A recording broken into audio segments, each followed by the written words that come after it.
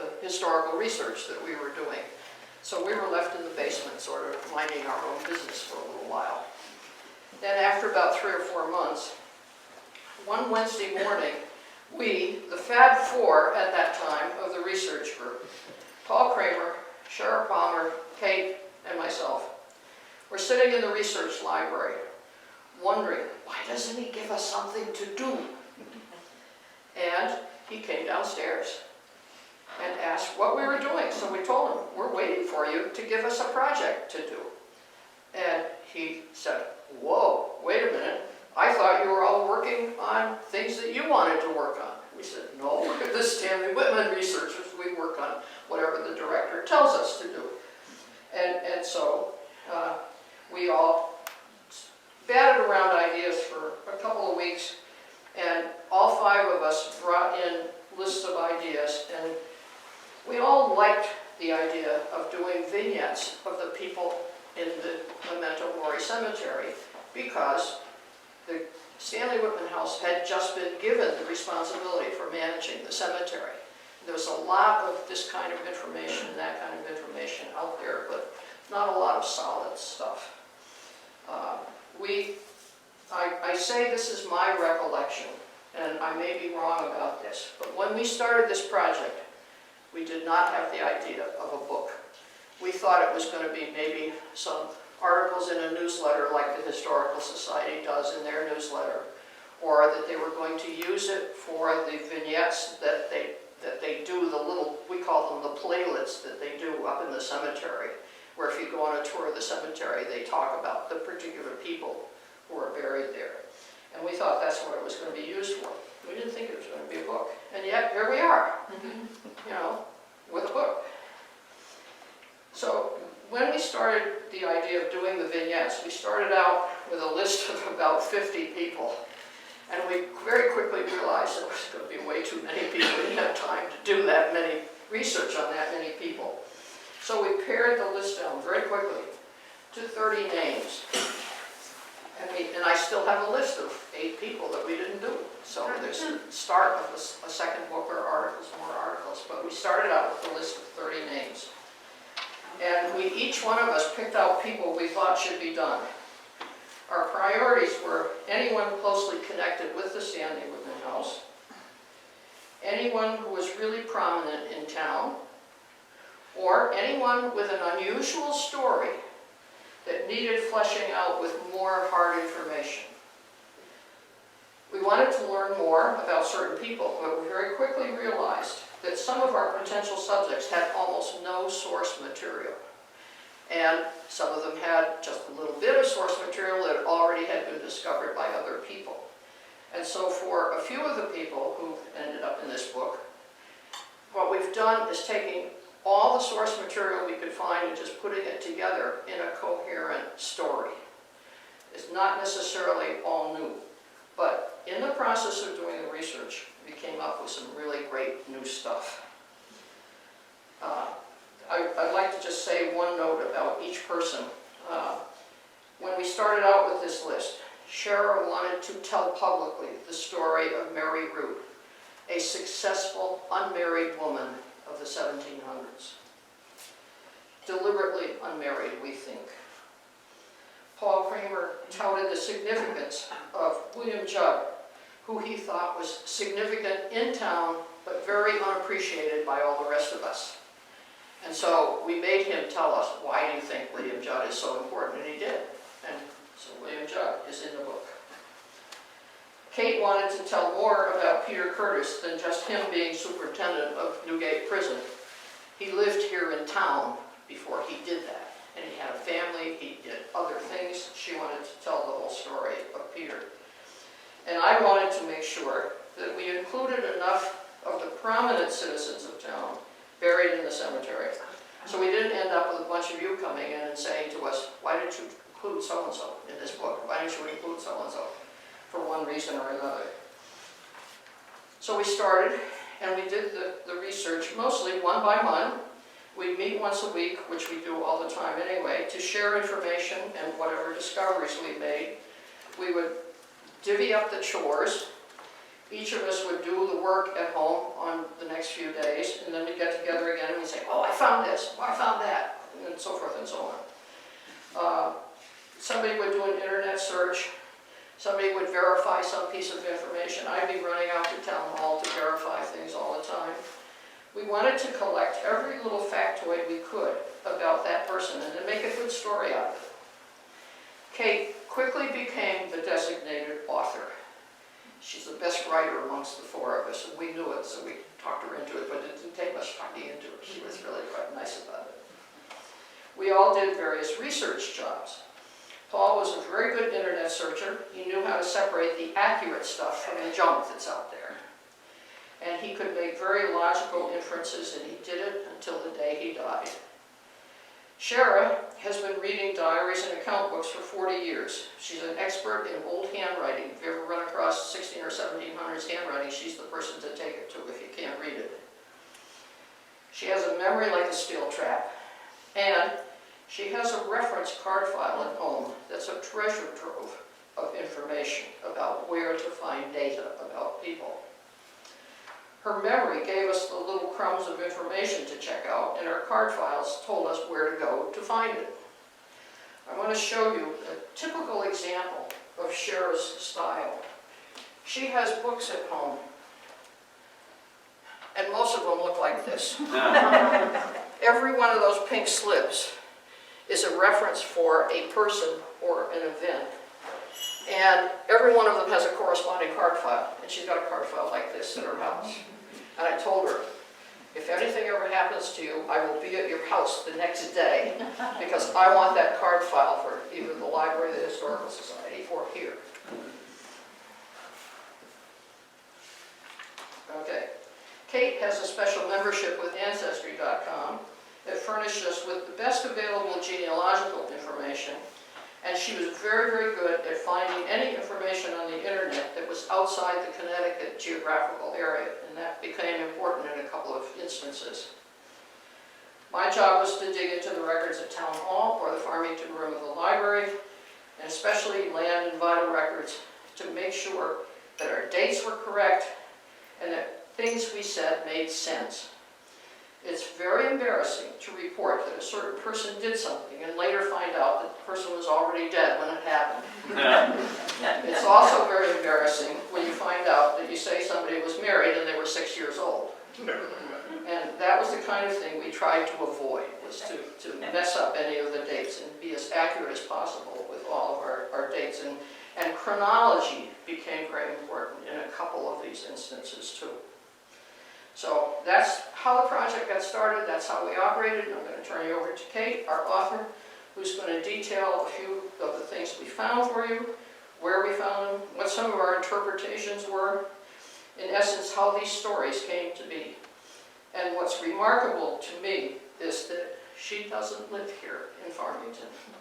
She drives up here from Monroe every week, and she is really good at taking a little bit of an outside perspective and keeping us from being too proud of our own little inbred town. She's also very, very good at analyzing the psyche of a person who lived 200 years ago and then telling that story with feeling. So, here's Kate. It's your turn, kiddo. All right. I can Coming back. Okay. Coming back. They're going to entertain questions, believe it or not. Yes, do you have any questions now? I do. Well, Sure. it's so refreshing to see how we used to do things before computers. Yes, yes, It's Yes. kind of nice. yeah. Shara does not like computers. Did you not use computers at all, or did you just? Oh, for this one? I used computers a lot, Yes. but, well, let me tell you, I'll just move right into page 2 here. What I wanted to talk to you about was a list of the different sources that we looked at, because we did not footnote. But if you turn to the end of each biography, Matthias Lehman, for instance, has 2 whole pages of notes And generally, at the end of each note, there's, in parentheses, the kind of information that was acquired using that particular note. But I had a list here of some of the things that we looked at. We looked at family genealogies, land records, church records, wills and probate papers, inventories, suits. They were always suing each other. And you could learn a lot of things from that. Manumission and sale papers, especially for Shem. Account books, newspapers, obituaries, books. There were a lot of books, sort of in the middle of the 19th century, that were biographies. And you could just look through them and find people that, you know, weren't supposed to be there, but there they were. We looked at histories of other states and other areas. Sometimes people in other states, for some odd reason, would be related, you know, tangentially to someone, and there would that person be. Magazines, speeches, letters, military records. I'm sure you're familiar with that huge book, you know, the Connecticut Men, and I think it's in the Revolution and the War of 1812, and it's like this, but it's online, so that's really good because you can search. Public documents. The internet sources are interesting because Ancestry.com lies sometimes. And when you'd find something in Ancestry.com, you'd have to go to some kind of primary source to make sure, because they're a good place to start, but they're not a good place to stop. Internet Archive is really very good. Pathy Trust, and Genealogy Bank. I don't know if you're familiar with Genealogy Bank. It's by subscription, but it's newspapers, and it's newspapers by state. And you can go, for instance, to Connecticut newspapers, and they have a huge long list of every newspaper published in Connecticut from 1700s down. And you can go to the newspaper and to the year, and if you really know what you're doing, you can go to the month. So it's great, because you could see right there all this stuff. So those are some of the sources that we looked at. I think what I wanted to do was tell you that because I'm not from Farmington, I did not really appreciate, at first at least, how important some of these people were. So I went into this with no bias, you know, and some of the people that I really liked weren't very important at all, but I really liked them. And I'd like to be able to say, or maybe not, that I liked every one of these people I researched equally. You know, like you're supposed to love all your children absolutely equally. You're supposed to love all these people the same. But that did not prove to be the case. Some of them were just really nice, really interesting. You would have liked to go out to lunch with them. Some of them were important, but boring. And I know I shouldn't say that, but they were. So, what can I tell you? Probably what I can do is tell you about some of the people. I liked Dr. Samuel Whitman. He was my favorite. I have no idea why. I think maybe because he was the first person I did. And I love his stone. His stone in Memento Mori has a heart with everything carved inside the heart. I liked him because he's a good example of a technique that became important later on. We didn't know anything about him. Nothing. I mean, he was so invisible that Paul Kramer, who was an excellent researcher, did not even include him in his list of Farmington doctors because he just wasn't there. But we kept after old Sam here. I call him Sam. I always call him Dr. Sam. There is no record of who he apprenticed to, yet he had to apprentice. He was a bone setter. He was a doctor before there were doctors. It's really hard to find a doctor before there are doctors because there just aren't lists. We didn't know who he treated or what he treated them for. We didn't really know much of anything. So what you have to do in that instance is start to research doctors in the 1700s, bone setters. So we learned a ton of information about something that wasn't Dr. Sam really, but you then plug Dr. Sam in, and it worked.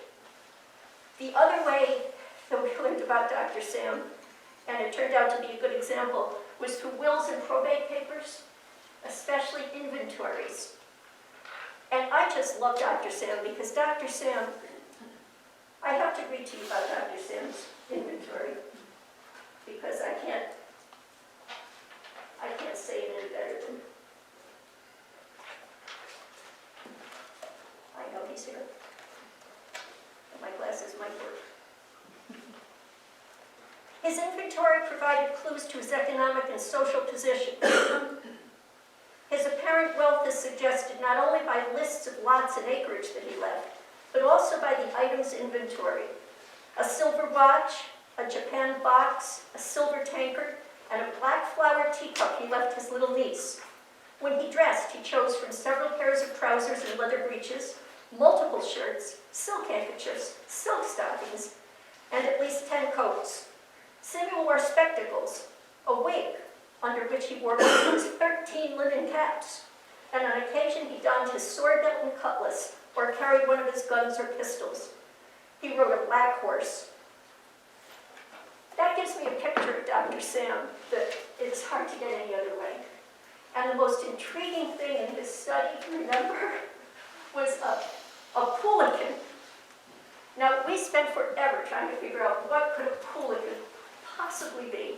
And one day Paul came in and he said, pelican, of course. And he was right, because I looked it up, and doctors at that time had stuffed birds in their studies. And so there was our poolican. Then he went out and bought us all pelicans. I won't tell you about everybody. I'll just, Noadiah Bird. Poor Noadiah Bird. Noadiah Bird was one of the most unfortunate residents of Farmington. He died, his wife died in childbirth, then his daughter died. Then poor Noadiah just sort of plugged along until a crazy man from Bristol came to chase a neighbor of Noadiah's. And he chased that neighbor right up to Noadiah's door. And Noadiah, being a good guy, opened the door. "Can I help you?" And the man decapitated him on the spot. That was Noadiah. So it's not that he did anything so terribly famous, but he's well known because of his death.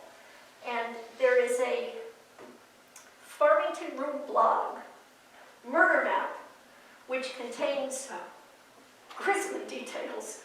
But the interesting thing is that somebody else was murdered in roughly the same area, a little bit after. And so the murder map is really for this other fellow, except they then quoted the Hartford Courant, who had told all about Noadiah, and that's how we found Noadiah. That's all this stuff here. John Mix. Okay. John Mix we discovered that he was at Valley Forge. That's one of the new things we discovered. We didn't know that. We know, and you know, I'm sure, a lot of stuff about John Mix, but we found that he was at Valley Forge. Shem. Yeah, Shem. Your other favorite. Did you read about Shem yet? I get teary when I read about Shem. Shem is interesting because he sheds light on the institution of slavery as it was practiced in Farmington in the 1700s. He was 1 year old. There's a little stone marker over in the corner of Memento Mori. It's a field stone. It isn't even sandstone. And it's really very crudely carved. We don't know who erected the stone. We don't know why they erected the stone. We assume probably wasn't his father, because his father couldn't read or write, I'm sure. But somebody for his father, maybe. Shem means son of Noah. His dad was Noah. His mom was Dinah. There was a Farmington land record that records the birth of Shem on September 4th, 1737. There was another Farmington land record that records the death of a child, Jesse, on December 18th, 1738. We assumed that Shem had a brother, but then we realized that the date on Shem's tombstone, his death date, was the same date as the death of Jesse. making Jesse and Shem really the same person. Somewhere along the way, probably the owner changed his name from Shem to Jesse. But when he died, the owner had no more interest, I'm sure, and his name is then changed back to Shem, probably by his father. So that's political Shem. Some of the others, I don't quite know what to say about them. Reverend Joseph Washburn, he was a healer of dissension. He held weekly meetings where all the young people of Farmington would come and meet in his kitchen on Monday nights. And he was quite popular. He suffered from consumption, traveled south for his health, died during a day-long raging storm on Christmas Day, and was buried at sea. So he's an example of someone that's in Memento Mori, but is it in Memento Mori? The other person that I thought was funny, again, not being from Farmington, I saw this monument to John Lee. This picture. This is John Lee's original tombstone, and it's the great big marble monument behind it. It comes from Scotland, erected by his ancestors in 18-something, and John Lee never did anything. Except when you walk into the cemetery, oh, John Lee, who's this John Lee? He's nobody. He's an original proprietor, and he's important for that reason. And he did all the gutsy, heroic things that original proprietors did. But he didn't do anything, I guess, to deserve a several-foot-tall granite monument.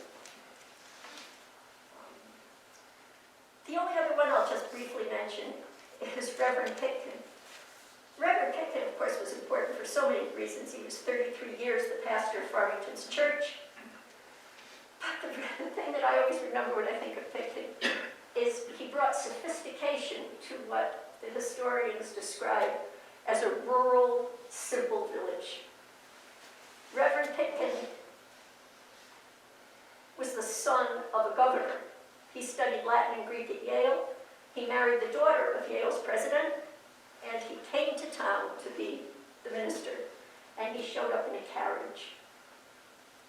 The breeding committee that came out to meet him had never seen a carriage, and it describes the wonder that they hear mumbling, what is this thing, this carriage? And he went on as he arrived, he built a mansion house, and he sophisticated them. And he did many other important things too. Does anyone have any questions about any of that? I mean, I could talk about lots of the other people, but they're all, in the book, and you can read about them. Yes? What was the population of Farmington then? Go, Betty. It was quite large, actually, because the town was so big geographically. It's probably about 3,500 or so, and then during the Revolution, when a lot of people came up from the coast, it increased to somewhere close to 6,000 or 7,000, I think. Oh, wow.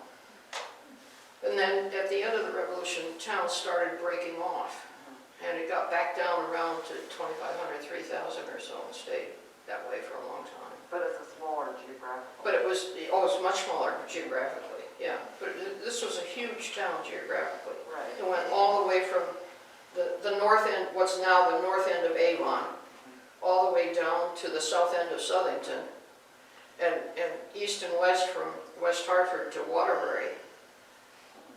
You know, if you look at it on an old map, with I did this once with the measurements that they have in the original deed with the Indians. Measured from Round Hill, so many miles east, west, north, and south. And even west, it doesn't say so many miles, it says to Indian territory. So, how far that went was, there was a sort of a moot point for a while, but I've got a little thing I'm going to talk about that'll show you a little bit of what happens. Yeah. Well, So you're all set? I I'd just like to make a comment. Not only is the book a lot of fun to read it, but it's beautiful to look at. Are the pictures great? It is so well done. I hope it gets out there. We take no credit for that. That was completely Andy, and he worked with Cindy Caginello, who did the design, and a professional photographer. So, and Christy, yes. It was an art. Okay. It takes a village to do finish by telling you about 3 more interesting little things that were interesting to me, the strange things that you uncover when you start a project like this. The first one was about Elizabeth Bodwell, the 7-month-old child who died despite the care of Dr. Eli Todd. What's written about her is only a vague general version of the real story. All the detailed information comes from the Dr. Todd papers in Vermont, which were discovered by Cliff Alderman several years ago and then transcribed by Paul Kramer and Charlie Leach.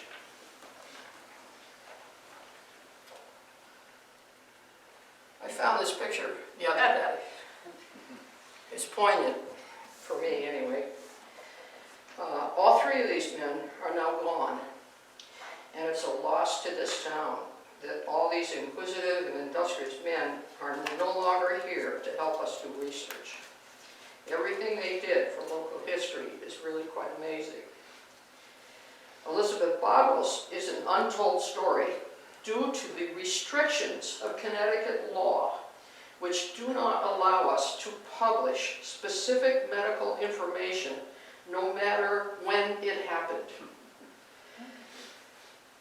There's a federal law that says you can publish anything that's over 150 years old.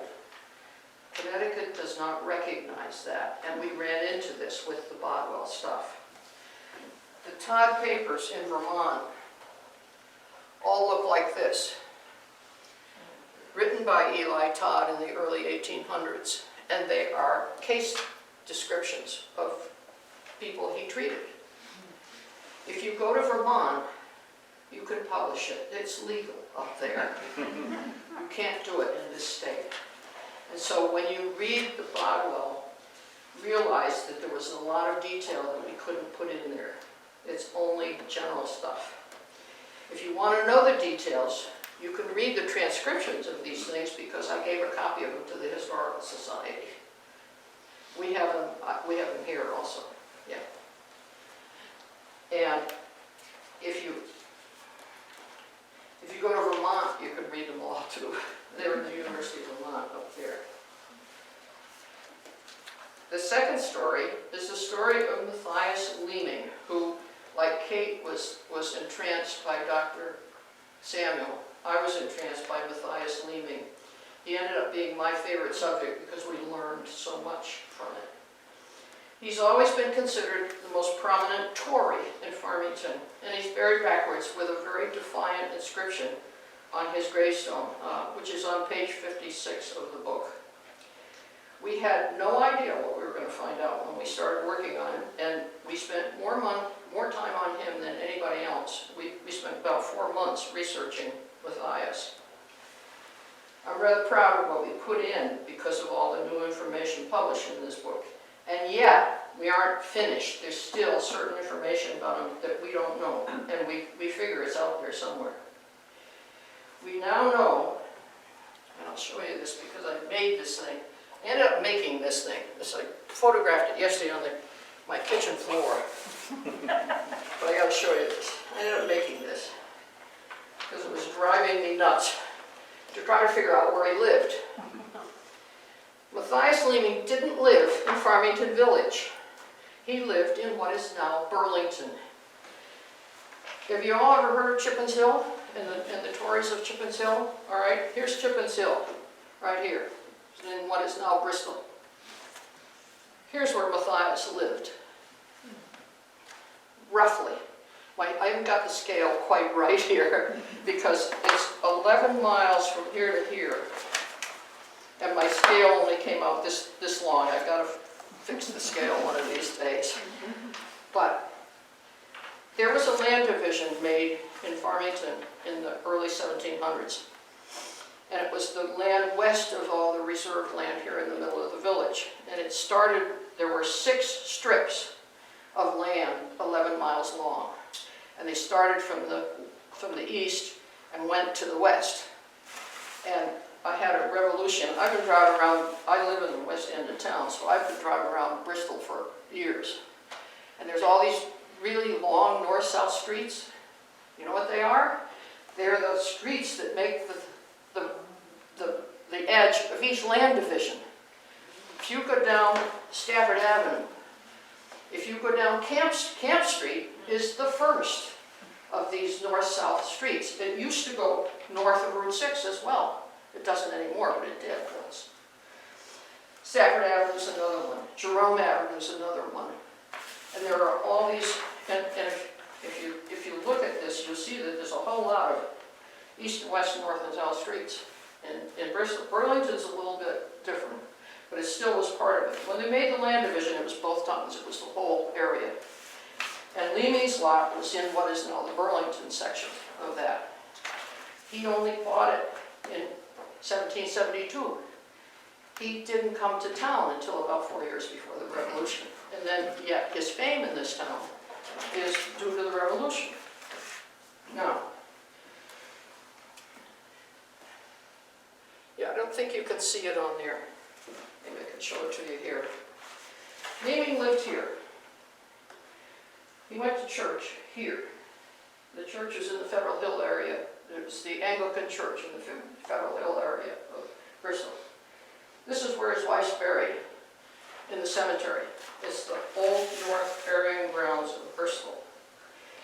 It's, if you go out Route 6 past the Stop and Shop complex and go up that long hill after that, you turn right at the top of the hill, and you wind around behind the next shopping complex on Lewis Street. And that's where the cemetery is. A gorgeous little cemetery, very well taken care of. And this whole thing that I'm leading up to is there. Well, let me say one other thing first. Okay, this whole thing led to the fact that why is Philothea Leaming, Matthias's wife, buried here, but he's buried in Farmington? She's buried where they live, but he's not. So this question led us to one of my most enduring memories of this whole project. And that was the day in June of I think it was 2019. It wasn't last year, it was the year before. It wasn't during COVID year, it was the year before.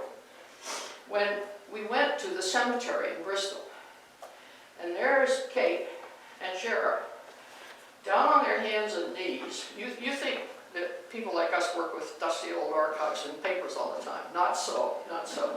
They're out there in this cemetery. They're down on their hands and knees. They've got pads of paper and pencils. They've got reflectors to try to reflect stuff off the stone to see it. The light was in a bad direction, so they were waiting for the sun to come around so they could read things a little bit better. It's always better if you have an angle because it makes shadows on the carvings. So they're crawling around down there, and I took a picture of them, and I couldn't find the picture for the speech, unfortunately. I think I must have erased it so I wouldn't embarrass them publicly. This is good, very good. But anyway, they're down on their hands and knees doing this and trying to decipher the inscription that's written at the bottom of her tombstone so that they could pick up any clues they could find as to why she's out there and he's here. We know what's on his. His is very simple.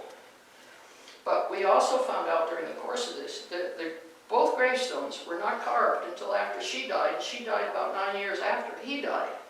And she's the one that ordered the two gravestones made. And if you look at the two of them in the pictures in the book, the carvings, except for the wording on the gravestone, carvings are exactly the same. It's remarkable how similar they are. Same guy did it at the same time. So they're crawling around, and then when they got done, they noticed there's a lot of empty space next to her. There's room enough for him to be buried right next door to her. But his stone is not there. So our fun with something like this is he really buried in Farmington? Is Matthias really there? Or is there just a stone there for him? Well, the answer is we don't know. And we probably aren't ever going to find out unless we go have another archaeological infrared survey done. We could probably figure out whether there's actually any bones down there below that stone or not with an infrared. There are also a lot of archival records that we didn't have access to because of the COVID pandemic shut down some things that aren't on the internet yet.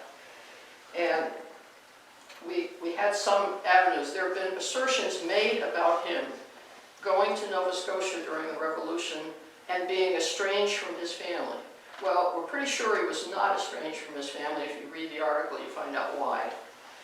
We also think that he did not go to Nova Scotia, but we can't prove it because we haven't been able to go up to Boston and get access to the ship records that we need to find out. And plus which we tend to like to work right here in town. We don't like to make big trips to go to do this. But if anybody ever gets to that point, they'd like to finish off the story of Matthias leaving, that would be wonderful. The third and last vignette that I'd like to talk about is the only one that Kate didn't write in the book. And that's the last one. And it's an example of how one thing leads to another and how things are not always the most fun in the world. I became quite fascinated by the fact that there are no stones in Memento Mori for many of the early settlers, particularly the proprietors of Farmington. We have 84 proprietors of this town. They're the people who got the free land. They're the people who had children here. Most of them are names you'd recognize if I started saying them. They're the people who lived here in the 1600s, died here in the late 1600s, early 1700s, and they should be buried in that burial ground, and there are no stones for a bunch of them. In trying to find out where they were buried, I had to start with a list of the proprietors. And I discovered to my dismay that there is no published list of the proprietors. There's a list in Lydia Hughes' short history that she copied from the Trumbull history of Hartford County. So when I put it on the computer, there's 92 names, it doesn't have 84 names. And many of those 92 names are not proprietors.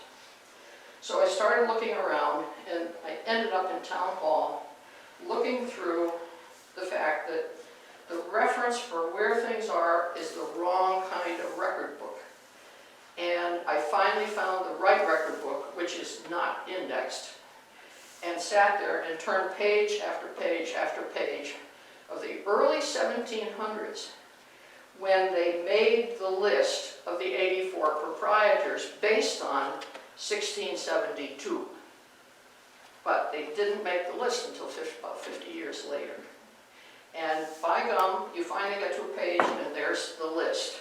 So if you read the book, look at the reference at the end of the Missing 23 article, because I wanted published so that I wouldn't be the only person that knew this, where this list is of the 84 proprietors in town. I also have now a spreadsheet on my computer, and I have shared that with the Historical Society of the information we've gathered about those 84 people.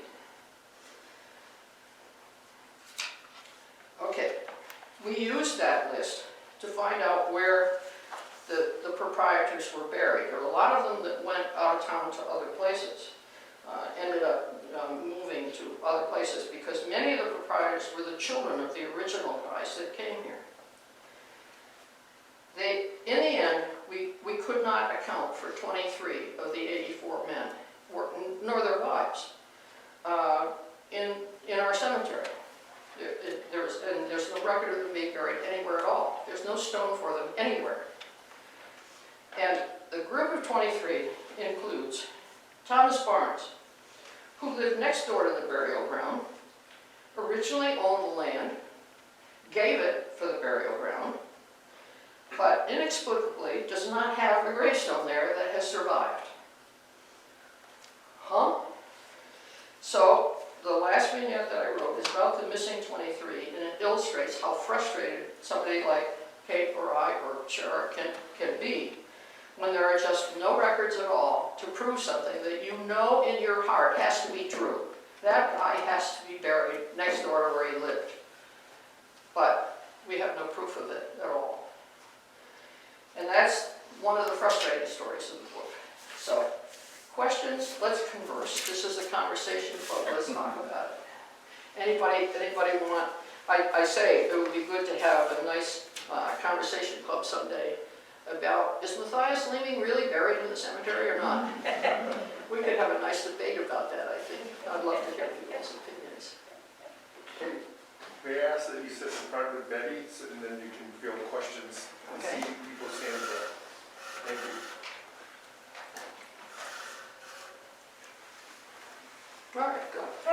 when the term Memento Mori came into existence, how long has it been known by that name? I believe in the 1850s or so, the middle of the 1800s, when they put the gate up. You know, the gate is based, as a copy of the gate in New Haven. And I believe that's when that logo was put on the gate. So it's not a 17th century reference? It's not, no, it's not 17th century at all. To add to that is the fact that the cemetery by the 1850s is a couple hundred years old. So we know that people are going by there and they're looking, this is a new country, it's a new republic. So people are looking at their ancestors and saying, you know, we are connected to them. We've been here a while. There's this pride of place and connection. And so they, they take care of the cemetery, they put in the fence, they put in the gate, and then the Memento Mori is an ode to the fact that these were Puritan settlers who came by way of Hartford, Wethersfield, and Windsor.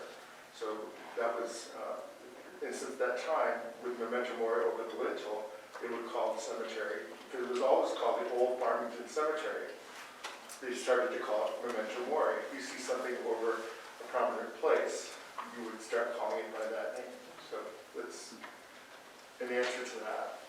And when was it closed? This was, I'm sorry? When was it closed? When did it become inactive? 1900. That late? Yeah. But remember too that there would be folks that were married, spouses, that would be buried later. And then in the town record that actually Betty shared with me, there are notations of they closed off the burials in Memento Mori Cemetery and started the new burials in Riverside down below. Riverside started in the 1830s. And I think what happened with Memento Mori is that from then on, only people that had big family plots were burying people. But they never sold plots in the old days. You know, they just had a plot. And it was only in Riverside when they started. There are wonderful records for Riverside. Of all things, the original First School Society book, they managed the cemetery, and all the original rules for it, and we have part of a map here, but there's a lot of stuff in the Farmington room on Riverside. But it was started far earlier than most people think, and part of the problem with dealing with Memento Mori is that you're not dealing with very many significant people who died after about 1830 or 35 or so. You know, there's some famous people buried in Riverside Cemetery, including William Gillette, who nobody knows about. So some of the proprietors of Hartford, the first proprietors, came here.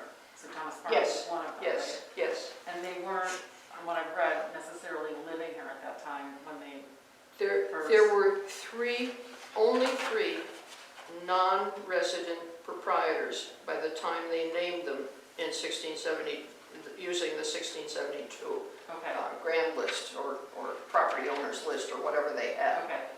And they were Roger Newton, who was the first minister here, but then went to Milford. Right. Governor Haynes, and who's the third one? I could tell you, I'd talk about something else for a minute. I'll look it up. It's on my zip drive. So well, Thomas then- Barnes, sorry, go ahead. who comes to Farmington, comes in at about 1650, 1655. Okay. And he starts here. He's given a land grant for his Willis. service. Willis. Pequot Wars. Jealous. So he gets 5 acres in Hartford, but then he's given a total of 50 acres. So presumably, this has to be assessed out, but most of that acreage is here. Okay. Just throw it And down. is it possible that there are no stones? Because often there weren't stones that early. I know in Hartford they don't have stones that go back that early either. So early markers may have been wood, or they may have been boulders, Yeah. and then eventually they would become the car stones. We have early stones. Actually, we have one down downstairs in the library from about the 1680s. Okay. But prior to that, wood wouldn't last, boulders could get moved. And when they started out the first area of the cemetery, it was, really cattle were grazing there. One animal that you probably wouldn't see grazing in the cemetery or heading in the cemetery would be pigs, because they root out things and make a big mess. But, it's really not until, these were Puritans too, so they were looking at burials a lot differently than, say, Anglicans were. So there's a whole bunch of things that, for me, with the research that's been done, it's exciting to see how Memento Mori started as a man-built environment, and then all the sociology all associated with it. So that, I was talking to Kate, could be part of the next book, or other people too. What's the earliest headstone record in the Memento Mori? It was done in 1935. I mean, And there's a map and a list of everybody who's buried there. but the earliest burial that we know of. The earliest burial, there are 5 stones that have survived from the late 1600s, and Andy, the earliest Stephen one, Hart, 1680 something, 1685, yeah. yeah. John Lee, that I laugh at because he's got the big, his stone, his death date is 1690. And they found his stone, which was missing for a long time. They looked and looked and looked and looked, and they finally found it, which is why we have it in front of the big marble monument. So we've got both of them. So he was a very early burial. Okay. And Hooker, Reverend Hooker too, was very early, except when you see that big table, Tablestone, yeah. that's put up by his ancestors or his Descendants. descendants. Right, descendants of, So history does. yeah, Okay. in the 1800s. And the answer to your question, the third non-resident proprietor was Samuel Willis. Okay. There were 3 Hartford people. Yeah. And this is what I say. I get these passions for collecting information, and this is the list of all the proprietors. When were they born, if we could find out? Were they here by 1660? Were they on the property list in the volume 1 of the land records in Town Hall? William Lewis, who was the town clerk, wrote whole pages of what people owned. And he'd have, like, William Lewis owns this, John Wadsworth owns this. And you'd have a list of 12 or 13 different properties that person owned. And are they in that list? And the people that are in that list with the page they're on are under that third thing. Then did they die before 70? Because if they died before 70, they were not going to be a proprietor. But their heirs became proprietors. So when it says David Carpenter, who died in 1651, it was his son who was really the proprietor. Okay. Then where the comparison, which is really, was a revelation of these 3 columns right here. There was a 1670 census that was not official. It was done by some guy that figured out who was around by looking at property owner records. The 1671 land division of the Great Swamp, which is Berlin now, Kensington area of Berlin, and the 1672 proprietors list, and who was on it. And if you look at these, you'll find there's here's one difference, okay? But most of these guys are on every single one of those lists because they're all within 2 years of each other. And then where did they go to if they didn't end up in Farmington? And are they in Manwaring? Is there a probate record in Manwaring? Which is a real reference for us because Manwaring copied all the Hartford probate records. Farmington was part of the Hartford probate district until the mid-1700s. So all the Farmington probate records prior to that are in Hartford. They're all online now. The State Library has them all. They put them all online, so they're easy to access and look at. And Julius Gay copied the actual inventories of people, and those records, handwritten records by Julius Gay, he went down to Hartford and just copied them. They're in the library, in the Farmington room. So this is the kind of information that we can collect this all started because we couldn't figure out why we couldn't find gravestones for all these guys. And where were they? And when we looked, Kate and I both did internet searches, and we got down to these 23 people that we couldn't find any record for at all. And so they're listed in that article. But there are some older family genealogies that say that they're buried in Memento Mori, some of them. But we can't prove that because that's the only source we have for that. There's a lot of old people buried in Central Cemetery in downtown Hartford are very famous and nobody knows where they are. I know, Walker, I know. the first governor, they assume that their graves were covered over by a church expansion. When they did the infrared survey a few years ago, and that's where the picture of Charlie and Paul was taken, was during that survey. Nick Bellantoni came out here with his infrared stuff, and they did the survey. They found bones all over the place where there are no stones. Yes. So we know there are a lot of people there that don't have stones. And we're trying to, what's the logical thing to say? Well, they either never did have a stone, or they had a cross, a wooden cross instead of a gravestone. Or they had one of the red sandstones that deteriorate. And the unfortunate thing is that we have no record of the stones until 1935. And that's, in some cases, 250 years. So A lot of stones just walked. a lot of stuff was just lost. You know, Sylvia used to have in her garden, she'd have stepping stones that were tombstones. Yeah, and we know that people were buried in family places on the family's own plot too, because the Lewis, when we did the research for the Lewis family, for the Historical Society, we found out they had their own little graveyard right up there off of where Jonesville is now, off of Route 4. And people keep coming across these little stones. And here, I remember Jory Andrews telling me that she had found these things in her backyard, and some of them were footstones. They had no reference as to who they could possibly be, and they didn't match whoever had originally owned that house. So it's a crapshoot when you come to figuring out who's actually buried there. So just real quick as we get close to closing for the evening, nothing beat going into the cemetery. We have a person named Ruth Shepley Brown who gave a lot of background information and the practicality of how to take care of the stones and what you saw.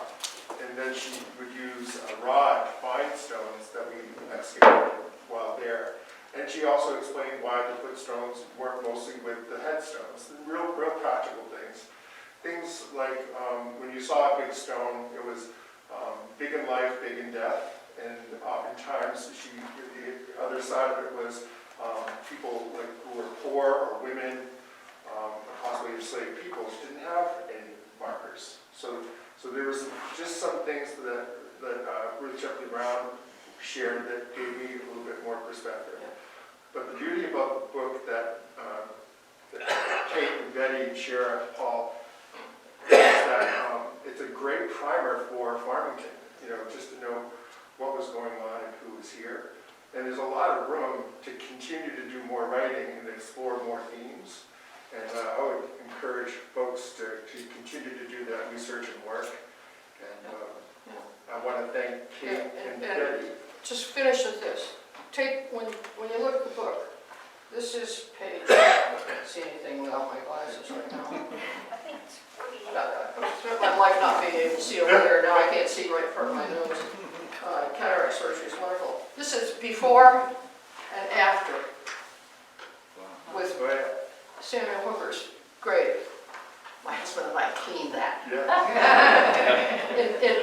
In the first workshop that Ruth did. And it was a revelation to me of how easy it is to do this if you know how. And so if you haven't been to one of these workshops, gosh, you should go. It's absolutely wonderful what you can do to get rid of lichen if you know how to do it. And she knows how to do it, and she taught us all very well. But this is a good before and after picture. This is one of the nice things that, because the book didn't come out until now, we've got these because of her workshops.